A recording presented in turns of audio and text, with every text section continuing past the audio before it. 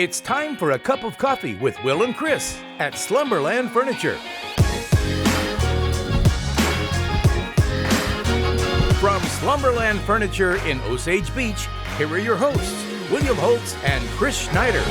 Hey, it's that time for your weekly cup of coffee right here from Slumberland at the lake. And as the snow starts to melt, we're going to start getting ready for spring season as February is officially here. I'm Wild Will. I'm Uncle Chris. And Chris, did you hear, did the groundhog see a shadow? I did hear that, yeah. So, that we're going to have more winter, I don't like it. Nah, me neither. I didn't like it. If the first winter storm was any indication, they can keep it at the North Pole. I don't want it. Yeah, I don't believe no dumb little groundhog anyway, right? What does he know?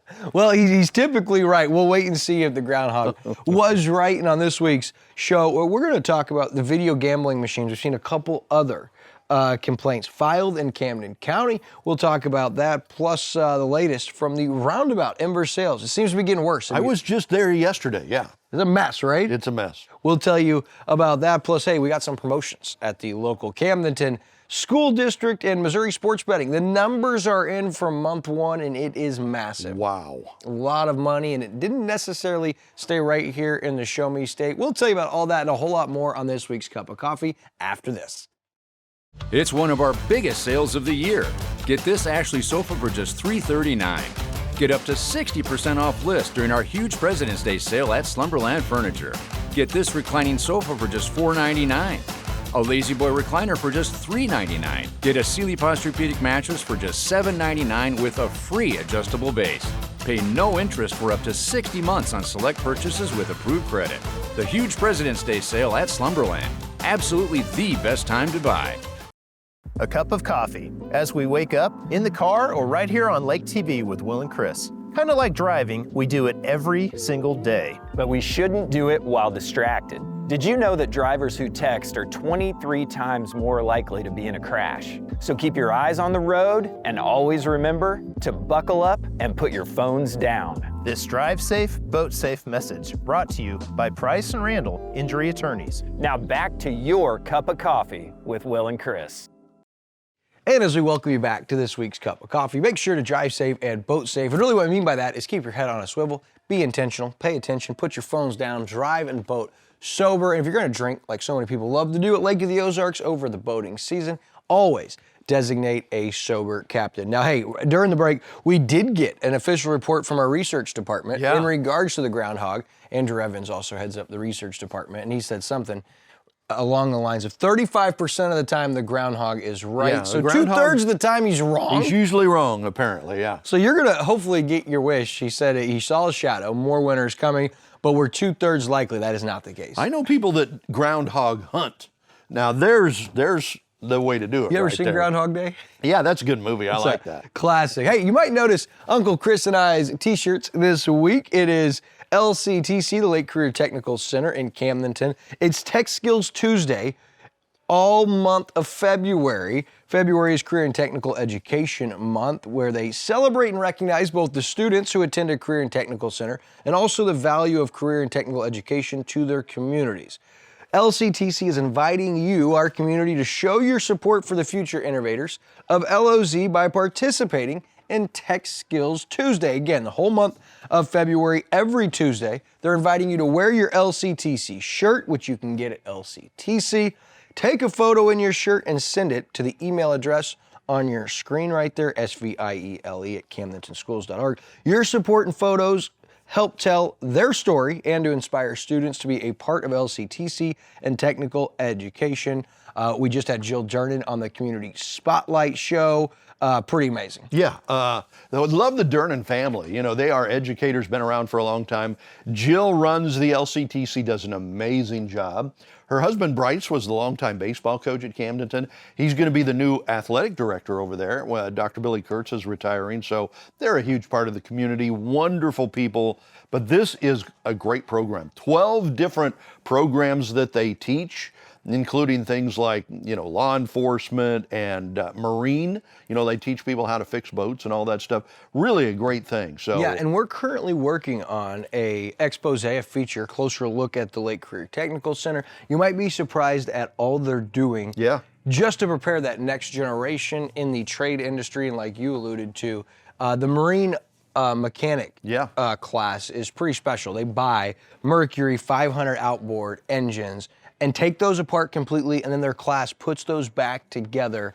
Incredible, of course. Myrick Coyle, Tony Battiato in the marine world both came from LCTC, but we're working on a feature to show you guys exactly what they do there. That's with Jill Durnan, of course, so pretty cool stuff. And make sure you support the Lake Career Technical Center. And Tuesdays, it is Tech Skills Tuesday all month long. All right, hey, last week we told you about the video gaming machines at Lake of the Ozarks. One had been found to be illegal. There had been a complaint filed, and we talked about, hey, this is going to open up potential problems for a lot of people, because you'll remember we talked about these new video gambling machines are everywhere around the lake. Starting to pop up, in a lot of different places. So it appears now that there's going to be a crackdown on these things, alleged gambling devices that you find inside of like convenience stores and other places. So Summons is alleging that those video gaming machines constitute gambling devices, despite them having this pre-revealed feature.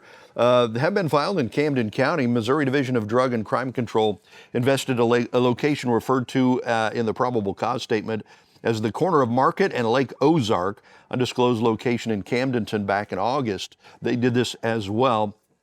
And in both locations, the investigator played several rounds on a game called Ticket to Ride. This is different from the one last week.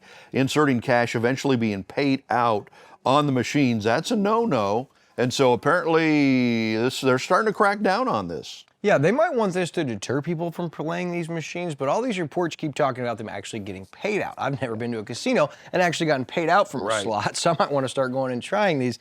All joking aside, yeah, that's KRMS article that came out Thursday, talked about 2 more criminal cases for a total of 3 since January. These are Class A misdemeanors, and the first one, identified as Shabnan Narsignani of O'Fallon, his court date February 17th. Initially, we thought that was who was associate or owned the machines, but I find out after talking with prosecutor Rochelle Grosvenor that is the managing officer of the establishment. We talked about, could the establishment be in trouble? Yeah. And so currently, the first one, court date February 17th, and these new 2 complaints filed. Richard Scrivener of Ozark, Missouri, has been identified as being the managing officer for the Camdenton machine, which was at Phillips 66 in Camdenton. Signal in Camdenton, and then Lorraine Williams from Jefferson City for the Lake Ozark machine, which was Phillips 66 down Horseshoe Bend Parkway. And that's 3 cases now. And I talked, like I said, with prosecutor Rochelle Grosvenor in Camden County. I said, hey, are you guys going to prosecute this? She said, hey, I took office back in 2023, got elected in 22, took office in 23. I got into office with this on my radar, wondering how these were being allowed, what was going to happen. She said, I've got a lot of questions at this point in time. It's not my office's role to go out and investigate. She goes, I was surprised that we didn't receive any complaints or any PC statements or any referrals up until the end of last year. And absolutely, she said that we're now pursuing this, and there could be some legal challenges and obstacles ahead of us because she has lots of questions. But if they can prove a crime without a reasonable doubt, they absolutely will file charges. But it sounds like there are a lot of questions, and questions that I have are the business. Who holds the liability? What does this mean for businesses that have these currently and are kind of waiting to see what's going to happen with this? And I'm also curious, like, how are they deciding what businesses within Camden County to identify and go investigate, right? Because there's no shortage, correct? Like, you could go into any business in Camden County and about half of them have these gaming machines. And so a couple of thoughts, like, where are these tips coming from? Yeah. Like, who's the one tipping them off and saying you should go look at this particular machine? Are there numerous entities that own these gaming devices that could be considered competition, trying to do away with one another? And another thought is it one of the casinos? Effort, right? Spending money to try to identify other illegal gaming taking place that could take away from their revenue streams. And so it'll be interesting, but we do have that court date coming up February 17th. If you're curious, the Class A misdemeanor comes with a maximum sentence of 1 year in jail. And so it's also going to be argued in court. Can the managing officer of the business actually be held responsible for a machine in the business? Yeah, I'm sure this is not a new thing.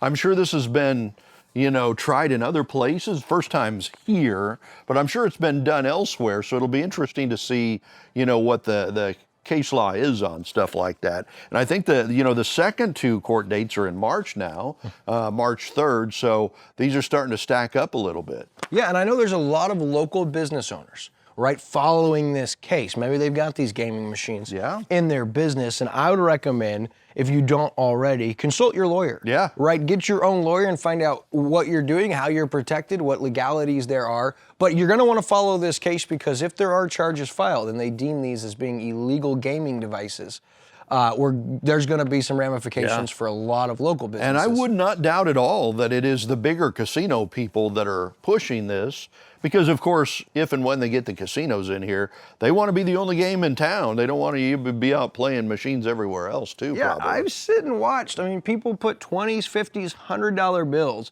into these machines and will sit there for hours. And so I know they're generating some pretty good money. All right, so as we move on, don't worry, we'll keep you posted on that as we find out more. That date is coming in a couple of weeks. But, there's been a lot of chatter recently as we move ahead to our next headline about the roundabout in Versailles, right? This has been a long construction project or road project, and it doesn't seem to be getting incredibly close. You see some drone images here on a cold, wintry Friday. That was last Friday, courtesy of Daniel Carnahan, Skyview Photography. So I reached out to Versailles Mayor Jamie Morrow to find out, hey, when did this start? How much was the initial bid? Have there been delays? Who's paying for this? When will there be an estimated date of completion? She got right back to me and said this is not a city project, but actually through MoDOT. I'd encourage you to reach out to Danny Rager. And she noted they have been amazing through this project, not just in communication, but in solving problems. And if you noticed, Lake Expo just posted last week, the main road off 5, school access road in Versailles, will now be closed as MoDOT is addressing flooding. They're anticipating a 2-week closure, and you guys just saw that this week, Yeah, right? we had a game in Versailles earlier in the week, and I didn't know, I knew the roundabout was an issue, but I didn't know they'd closed off that road to the school, so I had to find another way to get to the school and everything, which isn't too terribly hard. But yeah, it's a mess there right now, that's for sure. Yeah, according to Lake Expo, construction crews working with MoDOT were scheduled to begin installing a new larger culvert at the entrance along Highway 5 Thursday of last week. Missouri Highway and Transportation Commission awarded a $5 million plus contract to SA Equipment and Builders, LLC, for the project, which included the roundabout at Junction 5 and 52, expanding 52 into 3 lanes, one for each way traffic and a middle passing lane, and replacing the existing culverts with larger structures to address, as we alluded to, flooding concerns. But it looks like a huge undertaking, as one would expect for a $5 million bid. I did reach out to MoDOT area engineer for the Central District, Danny Rager, and anticipate I'll hear back from him in the coming days, if not today. So we'll keep you posted on that, but it looks like you still have at least a few weeks. That road's gonna be closed, and man, half of Versailles is dug up there close to the square, if you noticed. Wow. It's not a big town, so when you have a big project like that going on, it's gonna affect a whole lot of different things. And then from people like me who don't really know how to get around, I had to figure out how to get there last night, but it wasn't that hard. You got there on time. Yeah, we watched the game. It was greatness. All right, so heartbreaking news. It was a terrible ending to a search for a missing woman from Eldon over the weekend. I hadn't heard about this, actually. It really broke my heart. So a person who had been missing from Eldon since January 26th was located deceased early Monday morning. This is according to the Camden County Sheriff's Office. An endangered person advisory was issued on Saturday for 35-year-old Amanda Rogers. She had reportedly left the Eldon area to go pick up her children in the Camden area, but she never got there. Didn't arrive, so she went missing. February 2nd, the Sheriff's Office said Rogers was located, found dead as a result of a traffic accident in a wooded area off Highway 54 in western Miller County. They say Miss Rogers' vehicle was located off the roadway, concealed by a fallen tree, making it hard to observe from the roadway. Miller County Coroner's Office reported the vehicle was discovered by a Miller County Sheriff's Office deputy who was searching in the area. So I'm guessing she hit some ice on the road, because that was during storm times, I think. So she probably hit some ice, went off the road, was concealed behind this fallen tree, and they just couldn't find her until recently. Just heartbreaking, though. You think about those kids without their mom. I mean, They're expecting their mom to pick them up. She never shows up, and they never see her again. Yeah, days, a few days go on. Now, Coroner Caleb Shelton pronounced her dead at 1:43 on Monday near Hauser Road. It's worth noting that no foul play or suspicious circumstances are suspected at this time, as the incident appears consistent with an accidental crash, but it alluded that off of the roadway where it was difficult to see, concealed by a fallen tree, and so you don't wonder if she didn't go off and hit an embankment, roll, and then a tree kind of covered her car, but just crazy. We do want to share our thoughts and our prayers. We lift up the family and the friends impacted by this terrible tragedy, and we share a rest in peace to 35-year-old Amanda Rogers of Eldon, Missouri. And you hadn't seen it. You must have not been on Facebook. It took on like wildfire. Really? Once the endangered person advisory was announced, it was shared everywhere. Wow. I knew a lot of people from Eldon that I know knew her well, and so just heartbreaking into a terrible situation. All right, our next headline, a couple of promotions for a couple of well-known names in the Camdenton School District, one of which we already announced. Dr. Bryce Durnan has been selected as the new Director of Athletics and Activities beginning in the 26-27 school year, following the retirement of Dr. Billy Kurtz. Now, Durnan has more than 2 decades in teaching, leadership, and athletics. And since 2015, he has served as the assistant principal and head baseball coach at Camdenton. And over 9 seasons on the baseball side, 152 wins, 2 district championships, state rankings, and is the winningest baseball coach in Camdenton history. Of course, married to Jill, and both of their kids, Cam and Carson and Cade, their older boys, both college baseball standouts. We've watched them in football. So that's one of 2 promotions, great promotion for the District of Camdenton. And the second being? They proud to announce the appointment of Sean Machino as the principal of Camden Middle School. That will start with the next school year. Lifelong Laker, Camdenton graduate. Mr. Machino's journey in education began at Missouri State, as a lot of folks around here do. Got a couple of boys that are still in the school system. Very good athletes, right? You got Michael Machino, who's a junior this year. You got Sam, who is a couple years younger, probably coming up through the ranks. So, and Mr. Machino here, he's got a lot of friends around the area that he played football with. I think he was on some of those state championship teams back in the day and stuff. So it's amazing to me how many Camdenton graduates come back to Camdenton. And they have great opportunities elsewhere. Yeah. People like Parpitch, the current football coach, took his team. He was a head coach of a team, took them to the state championship. He decided to come back to Camdenton as an assistant coach, just to come back to Camdenton, and there are so many stories like that, like Machino and former football coach Jeff Shore, came back, had other opportunities. So Camdenton's very rare in that sense, the way people come back. Yeah, you people that graduated from Camdenton are proud Yeah. to be Lakers. So congrats to Dr. Durnan and Mr. Machino on those promotions. Two popular names in the Camdenton ranks. A lot of great feedback there. So, all right, we keep telling you about the upcoming election, the general municipal election on April 7th.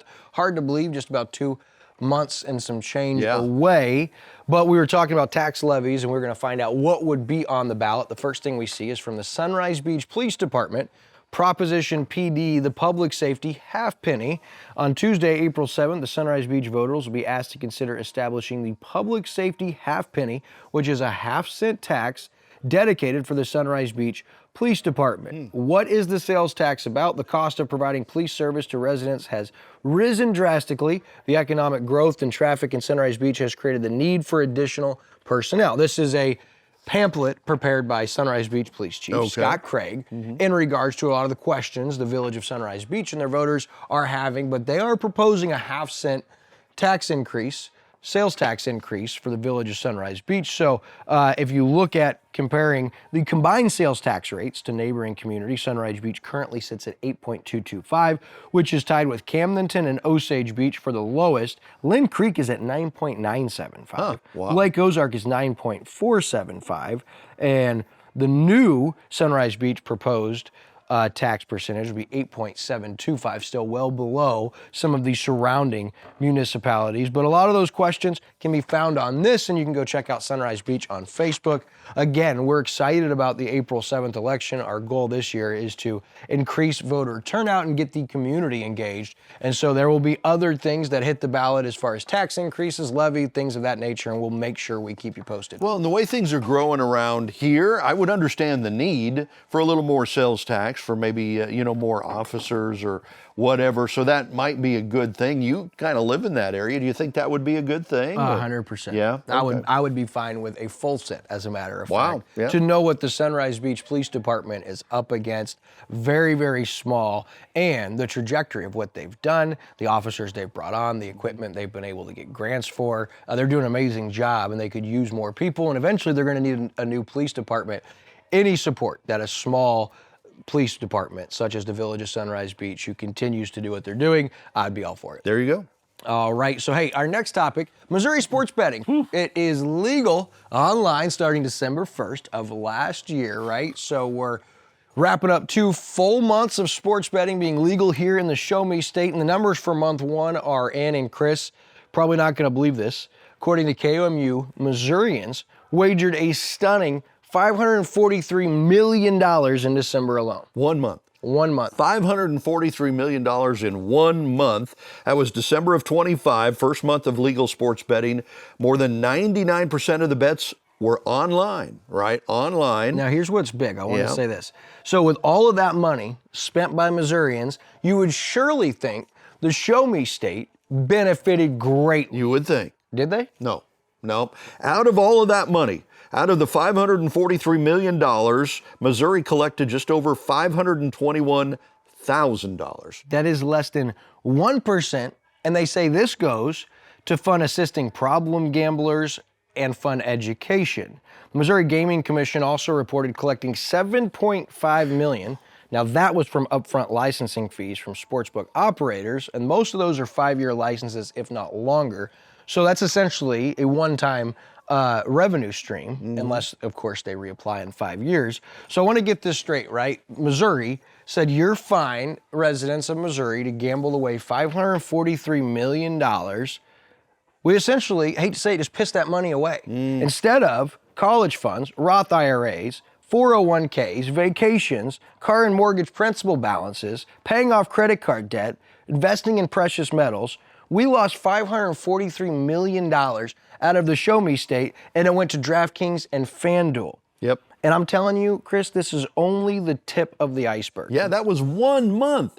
543 million, and state data shows, as you said, FanDuel and DraftKings dominated the market. They combined for more than 400 million of that total of 543. Those two entities, FanDuel and DraftKings, 400 million, 1 month. And that's with them forking out $300 million in promos and giveaways for them to get the Missouri Better hooked, which worked. You'll see that when we report our January numbers. That'll be close between 900 and I would say $100 million. Wow. Or sorry, $1 billion is what that would end up being, because you have the Super Bowl and then just wait until March Madness rolls around and all of the sports. It's going to be massive. But I'm saying this is only the tip of the iceberg, and what you're going to see come from this: foreclosures, bankruptcies, divorces, depression, anxiety, suicide, credit card debt, along with a lot more, all for a measly $521,000. I think that the state of Missouri, although they were one of the last to jump on board, maybe shouldn't have jumped on board. You're seeing it everywhere. Yeah. Video gaming machines at the gas station. You could go right on your phone and piss away your inheritance. I mean, it's crazy. And it makes you wonder if it's reversible. I wonder the same thing with all of the marijuana places that have, popped up since that became legal. There's been talk of, going back, reversing that, making that all illegal again. I wonder if it would be possible to do that. Can you put the genie back in the bottle? I don't know that you can. I don't know, but I can tell you, if $543 million was wagered, $521,000 is not going to help combat the problems individuals are facing. But losing it shows you why they spent tens of millions of dollars to, to get the the thing approved, Sure. on the ballot and everything. I mean, they were just forking out millions and millions And of we're dollars. only talking Missouri. Yeah. We're not talking all the other states. It's astronomical. And just 1 month. Right. Yeah.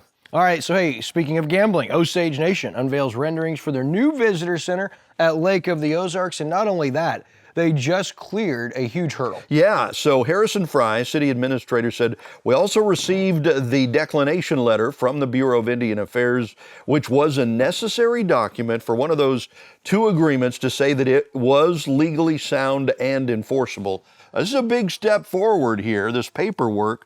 Then that was on the revenue sharing side of it. He said, loose ends, it would appear they're on the end of their federal process, or at least pointing towards that, moving toward the end of the federal process to bring a casino here. This is a big step forward. Fry also says that revenue sharing will mean 2.5% of the casino's net earnings, or what's expected to be more than $2 million every year. Which is massive, because that money does go to the city of Lake Ozark, and that equates a large percentage of their current annual budget as is. They also unveiled renderings for their new visitor center right there at the end of the Bagnell Dam Strip. Yep. We've been talking about it. It'll be a place to celebrate their culture, their ties to the lake area, and their roots down here. Really, really cool stuff for them at Osage Nation. They keep that momentum going, and a huge hurdle for them, because once that federal process is done, that then gives clearance for the land to be moved into a trust, and then they can start operating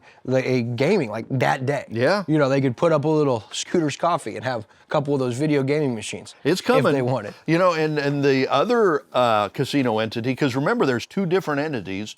The other one working on getting back on the ballot again to add another casino on the water in the Lake Ozark area. I really think we're going to have two casinos at the Lake of the Ozarks in the next 5 to 10 years. I just can't wait till every time you go purchase McDonald's, something not good for you, you can up your purchase and have a little scratch off on the thing, and for a chance at winning, wait, that's the Monopoly game. And that got me too. There you go. Oh no. All right, so Lake TV's Super Bowl contest, the big game is this weekend. You still got time to go join our contest. You got to check out our Facebook giveaway, and then you're going to enter through our website. But you're going to pick stuff like which team wins the coin toss, who's going to score first, who's going to win, and then who the MVP will be.